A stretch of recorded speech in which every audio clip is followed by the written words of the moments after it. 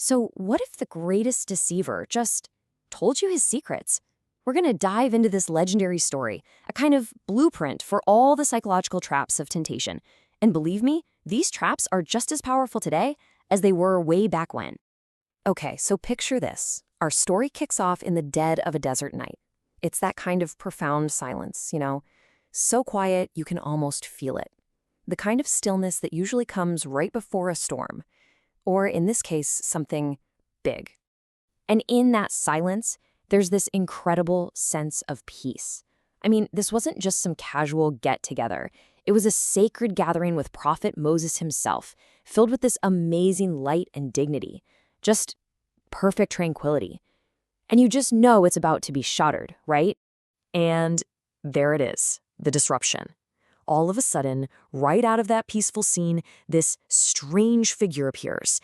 And just like that, the entire vibe of the moment completely changes. This brings us to our first part, a mysterious encounter. So who is this visitor? And what in the world is he doing here? All right, so let's get a look at the sky. He's not some cartoon monster with horns and a pitchfork. Nope.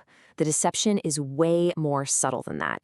It's all in the details. He's got this big, colorful hat on. There's this cunning glint in his eyes, and the way he walks, it just screams arrogance and deceit.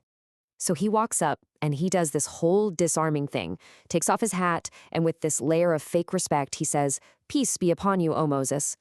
But you can tell, right? It's just a mask, a total performance to hide who he really is. And that fake politeness leads us right into the main event, the devil's reveal. Yeah, the pleasantries are done. Now the real confrontation is about to kick off. Prophet Moses, he's not buying it for a second. He sees right through the act and just cuts to the chase with a really sharp, direct question. Who are you? And there it is, the answer. Simple, chilling. I am Iblis, the devil. Wow. With just that one name, the tension in the air just goes through the roof. The enemy is standing right there, out in the open. Moses' reaction is immediate and harsh. He calls him out, demanding to know why he's crashed this sacred gathering.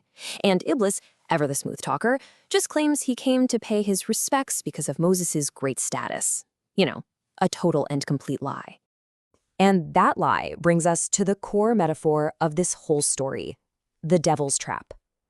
To really get it, we've got to take a closer look at his main tool, that weird, colorful hat he was wearing. So Moses looks down at this colorful hat on the ground and asks the one question that basically unlocks the entire lesson here. What is this hat?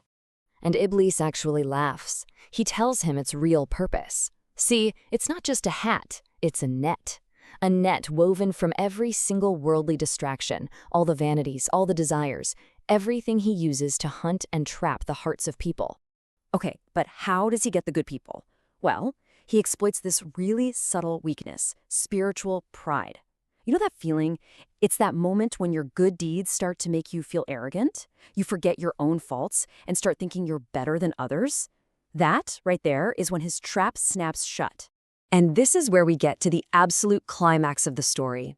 In a huge twist, the great deceiver himself is about to lay out 3 dangerous warnings. He's literally going to reveal his most effective tactics.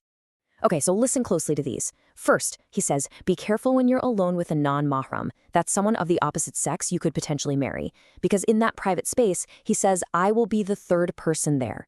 Just fanning the flames of temptation. Second, he goes after our willpower. When you make a promise to God, you have to fulfill it right away. Why? Because his whole game is to make you procrastinate.